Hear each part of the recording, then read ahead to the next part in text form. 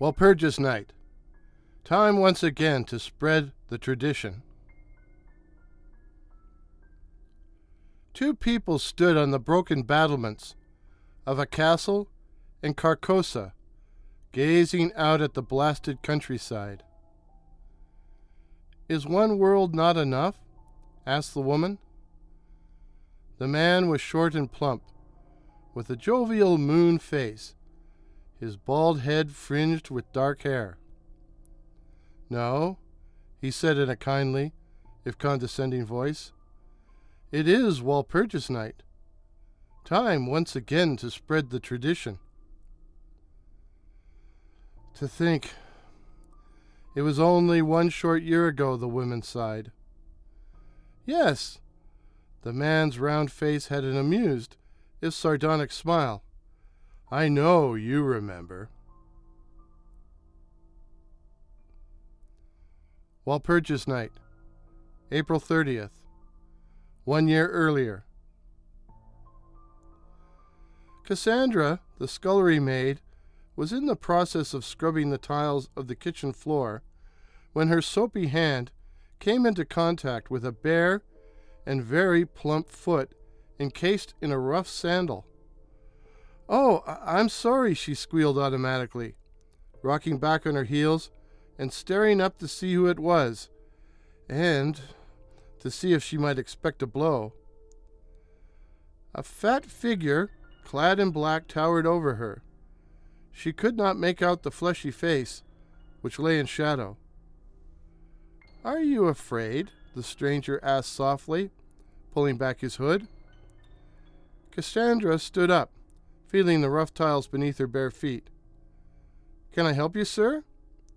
She didn't recognize the stout, balding man, but she knew that to ask who he was and what his business was would be to invite trouble. "Well, that depends," said the man, with a high, musical chuckle. "Sir, it depends on whether you wish to live or die." Cassandra didn't bother to reply, but gathering up her bedraggled skirts, she ran into the passage, where Eric, the huge red-bearded pot-boy, was up to his elbows in steamy, soapy water. "What ails you, lass?" Eric bawled in his loud voice, his florid face twisted into a leer. There's a man," Cassandra stammered. "Aye, I'm sure there is," Eric boomed. "So what?" He threatened to kill me," the maid wailed. "What man?" "I think that would probably be me." The ruddy giant turned and peered down at a short, podgy figure, which stared up at him. The corpulent newcomer was dressed in robes of black, which made the pot washer think he was some sort of infernal or satanic monk. "And who the hell would you be?" Eric roared. The man gave an inscrutable smile. "They call me Count Todd." "Todd? What kind of a name is that?" "You can call me Death." Eric threw back his head to laugh, only to have the dark figure reach out and touch one of his calloused hands. The potboy instinctively drew back, an involuntary, "Hey, what do you think you're doing?" escaping from his lips. But when he looked up, the mysterious Count was gone. "Where'd the bugger go to?" Eric stammered in confusion. Cassandra was crouching along the passage wall, her blue eyes wide in sheer terror. He just vanished." "Nonsense. People just don't vanish. He must be around here somewhere," Eric bawled, storming off into the kitchen, which was the only place the mendicant could possibly have gone. Cassandra waited, expecting any instant to hear Eric's loud voice, or possibly the sound of a fist striking flesh, but nothing happened. She was used to waiting patiently, but after a short time it became evident, even to her distressed mind, that the potboy wasn't coming back, at least not any time soon. Confusion giving way to distress, Cassandra thought about going out into the main kitchen or the hallway to seek help. But the people there would hit first before asking for any explanation. In the end, she decided her only option was to go after Eric, but no sooner had she made up her mind than the ruddy giant suddenly appeared in the doorway, but swaying and holding onto the door frame for support. Eric? The potboy's normally florid face had turned chalky white, but a rash of angry patches of violet red covered both cheeks, and as the girl watched in horror, it seemed to be spreading. Eric's eyes had a yellowish tinge, and he appeared to have a hard time breathing, his mouth hanging open. I don't feel too well," he finally managed to gasp. "Wait here. I'll run for help." But before Cassandra could move, Eric staggered across the room and grabbed her roughly by the front of her dress, as if he was trying to tear it from her body. Cassandra screamed and took his wrists in self-defense, only to scream again and release them. Eric's wrists were burning with fever. Eric's mouth was gaping open as he fought for breath, and before the struggling girl could free herself, he vomited a combination of blood and pus all over her clothes, and then collapsed, his head smacking against the stone floor. Cassandra didn't wait to see what would happen next, but turned and ran, her eyes blinded by hysterical tears. Not really conscious of where she was going, she ran through the first door she came to, and found herself outside, in a dank, unfamiliar courtyard she had never seen before. Across the yard, she could see an archway leading to the outside, and she instinctively ran towards it. A guard in uniform suddenly blocked her path. "Not so fast, my girl." Cassandra crashed into him at full speed, knocking him backwards. He reached out his arms to grab her, but then staggered away, swearing and trying to wipe the blood from his soiled uniform. "You filthy wench," he called after her, but she was already gone.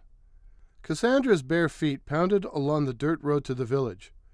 It was late, so she encountered few people en route, save for some drunken soldiers and laborers, who accosted her, but quickly backed away on seeing her vile apparel. Arriving at the hamlet, she found all in darkness, except for the brightly lit inn, which seemed to be doing a roaring trade. Cassandra pushed open the heavy door, and like Eric only minutes before, she stood there, holding onto the frame for support, her eyes staring blankly. The room swam before her, and her senses were assaulted by the sounds of raucous laughter and the stench of fried food, alcohol, and tobacco. And then the room fell silent, and Cassandra saw all eyes had fallen on her. She tried to speak, to cry out, but all that came out was a pitiful squeak. The innkeeper, a heavy-set man with a beetling brow, lumbered out from behind the counter and demanded, "What do you want? We don't want your kind in here. Out, now." "It's Cassandra from the castle," one of the serving wenches said. "So what?" snarled the innkeeper. "She's filthy, whoever or whatever she is." "She's sick, can't you see that?" "I don't give a tinker's damn. I want her out of here," the big man bellowed. But as he reached out to take her arm, she collapsed and fell on her face with a loud smack. A number of the women present picked Cassandra up and carried her to a bedroom on the inn's upper floor. The innkeeper plodded after them. "I don't want her dying in here, you hear me? If she's that ill, chuck her out in the street." The woman who had originally intervened said, "She needs a doctor." "Who's going to pay then?" the big man demanded. "If she's that sick, out she goes, I say." The barmaid, who had been bending over the unconscious girl, straightened up with a stricken look on her face. She's dead." "Damnation! Well, I'm not having a corpse in the house. It's unlucky. She'll have to go out to the shed." The innkeeper hurried downstairs as quickly as his bulk would allow, and in a dingy corner found a bandy-legged runt in the early stages of intoxication. "Here, Timothy, if you help me and keep that trap of yours shut, I'll see you an ale for a week." "What do I have to do?" "Come with me." Timothy might have refused to handle a corpse, but a week of ale was a mighty temptation for a chronic pauper. Soon he was staggering down the stairs backwards, striving desperately to hold up Cassandra's body, without grabbing her breasts as a handhold, while the innkeeper followed, holding her by her bare feet. Slipping out the back way, they lay their burden down on the dirt floor of a small outbuilding used to store old beer barrels and other refuse. "She can stay there with the rest of the trash," the landlord said. "I suppose we'll have to let them know at the castle." "I'll go," volunteered Timothy, "for a flagon of beer. This has been awful thirsty work." What might have been the end result of this bargaining will never be known, for at that exact moment Cassandra sat up, grabbed both astonished men by the fronts of their tunics, and knocked their heads together so hard their skulls cracked. Meanwhile, at the front door, a group of soldiers from the castle, led by a sergeant, pushed their way into the bar room and shouted for silence. "We're looking for a scullery maid from the castle," squealed the sergeant, who unfortunately had a very high-pitched voice, causing most of the room to burst into raucous laughter. The sergeant's face turned bright red as the merriment continued, so he brought the flat of his sword down on the surface of the nearest table, knocking a number of tankards, glasses, and bottles to the floor with an almighty smash. The laughter and the talking stopped dead. "We're looking for a wench from the castle. We don't know what her name is." "What do you want her for?" "Murder."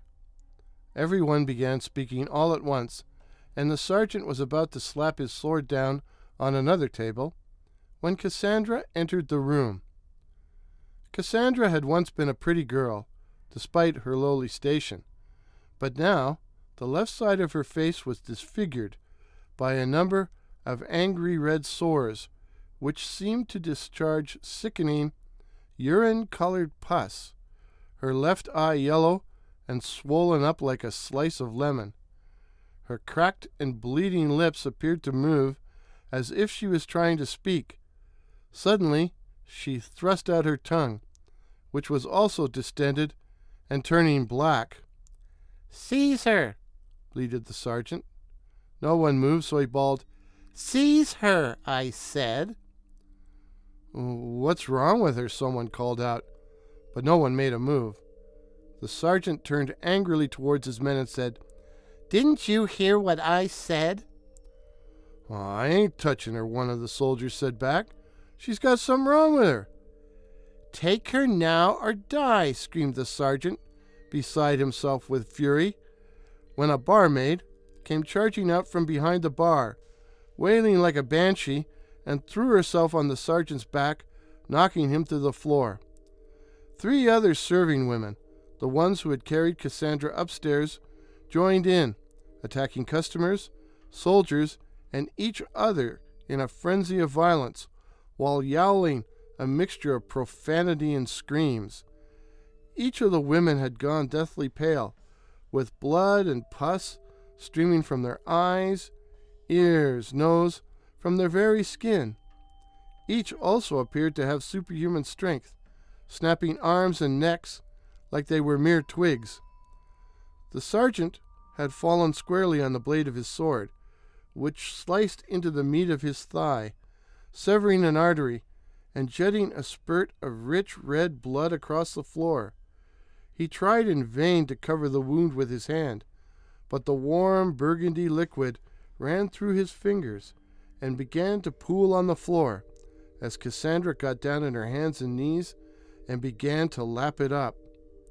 Several of the drinkers used chairs to smash out a window before crawling out and sprawling on the hard ground outside. They were just staggering to their feet when they were confronted by a crowd of servants and soldiers running down the road from the castle. "What's happening? What's going on?" one of the revelers demanded. And when no one would answer him, he grabbed one of the soldiers by the front of his uniform, forcing him to stop dead. "What's going on?" he shouted in the soldier's face.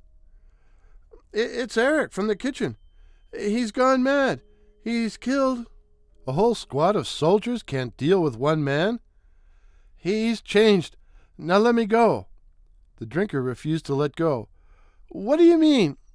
The question was cut short by the soldier's dagger, a blow driven straight to the man's heart.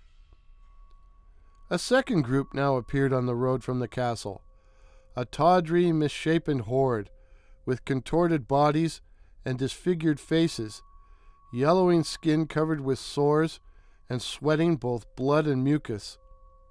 At their head, leading their confused advance, was Eric, his form made grotesque by swelling, which bloated his legs and thighs, his arms and hands, even his head, which was blown up like a balloon. His mouth was open, spewing an endless stream of reddish yellow vomit.